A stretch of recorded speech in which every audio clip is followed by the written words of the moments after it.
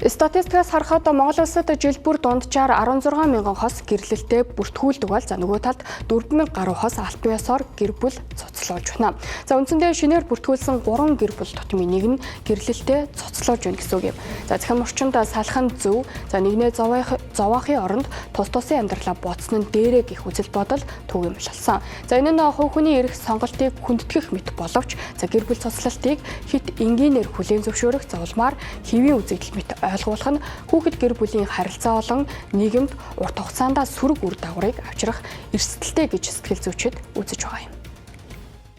Гэр бүлийн харилцаанд тулгарсан асуудлыг шийдвэрлэх харилцаа ойлголцохыг эрэлхийлэлгүйгээр салтыг шууд гарцгаж үзэх нь залуусыг аливаа бэрхшээл төвчээргүй хандах, хариуцлага хүлээгээс зайлсхийх хандлагад хүргэж эхэлснийг сэтгэл зүйч хэллээ. Сэтгэл зүйн судалгаагаар эцэг эхийн салсан хүүхдүүдийн 65% насан турсан хойноо сэтгэл зүйн дарамт дотоод шанал бусдад идэвхтэй холбоотой хүндрэлтэй тулгарч нийгмийн харилцаанаас хөндөрдөг байна. Манай хосууд гэр бүлийн боловсрал, харилцааны боловсрал, сэтгэл зүйн боловсрал гэдэг юмуд бол дутагдаад байгаа байхгүй юу? Тэгэхээр сэтгэл зүйчид нар бол ер нь энэ салтад юу гэж ханддаг вэ гэхээр зөвчөж ханддаг, буруучж ханддаг. Яагаад гэхээр энэ салалт нь ямар үр дагавар түргээд байна вэ? Юунаас болж яг салах гээд байна вэ? Салахгүй байх боломж байгаа мó гэдэг талаар бол яг шинжлэх ухааны онлын мэдлэгийг л өгдөг байхгүй юу? Тэгэхээр салах нь зөв гэдэг шийдвэр төрөхөд бол тодорхой шалтгаанууд бол байдаг. Бие сэтгэлийн хүчирхийлэл байж болно. Арх тамхи манс орлох бодисын мөрөгтэй тоглоомын донд орцсон тэрнээсээ гарах хүсэлгүй байх.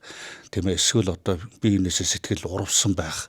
Тэгээд асуудлаа шийдэх орлого гаргахгүй байх. За тэгээд өөр тодорхой шалтгаанууд нь л өргөөдөл гэж байна тий. Эсвэл ингээд нөгөө хүн нь арх тамхины ингээд бүр хэрэглээнд ороод ингээд ямар ч гарах өөрөө хүсэлгүй байх. Тэгээ хүчирхийлэл үйлдэх юм уу? Иймэрхүү тохиолдолд бол салах тухай бол бодож өөрийнхөө аюулгүй байдал болно. Өөр хүүхдийнхээ аюулгүй байдлын төлөө энэ шийдвэрийг л гаргаж болно гэж л үздэг. Манай яг тохиолдол юу болоод байна гэхээр залуу хосууд зүгээр л таарамжгүй харилцаатай болсныгаа бид нар хайргүй болцсон учраас салж яана гэж үздэг. Гэтэл яг нөхцөл байдал дээр юу гэдэг вэ? Хүмүүс ер нь тийм хайргүй болсондоо биш, ер нь ярилцаж чадахгүй болцсондоо, ойлголцож чадахгүй болцсондоо, эсвэл зүгээр гомдсондоо болоод ингээд салах шийдвэр гаргаж идэг. Энэ бол туйлын буруу байдаг.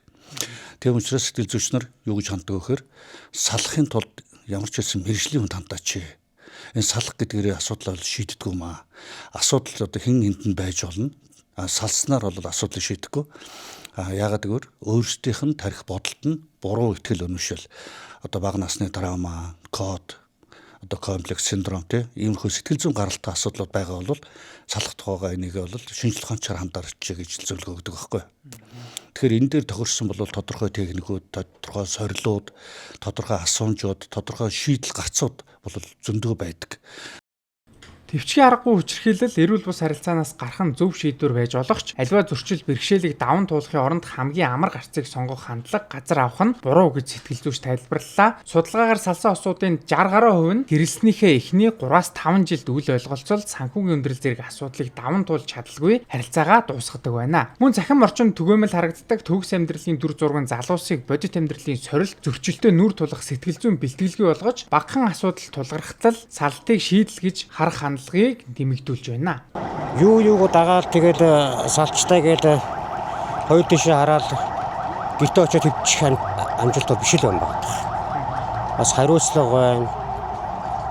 Ер нь эцсийн дүндээ бол ер нь хүн ганцаараа биш өөр хүүхдэд өсгөх тийм ээ.